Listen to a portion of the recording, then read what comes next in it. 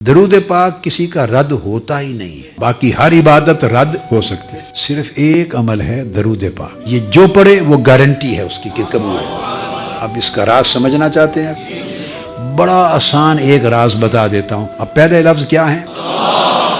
صلی علی سیدنا و مولانا محمد۔ یہ درود پاک شروع ہوتا ہے کہ اے اللہ تو ہمارے آقا و مولا حضرت محمد پہ درود پڑھ۔ آپ یہ نہیں کہتے کہ میں درود پڑھتا ہوں، نماز میں کہتے ہیں اے اللہ ہم تیری عبادت کرتے ہیں، وہاں ہم ہیں، مگر درود پاک میں اللہ پاک نے آپ کو، میں کو، ہم کو، تم کو، ساروں کو نکال دیا۔ آپ سارے درود پاک میں اول سے آخر تک پڑھے، ایک لفظ بھی ایسا نہیں جس میں میں اور ہم اور تم آئے۔ تو یہ جو عمل رد ہوتے ہیں وہ رد ہی میں کی وجہ سے ہوتے ہیں۔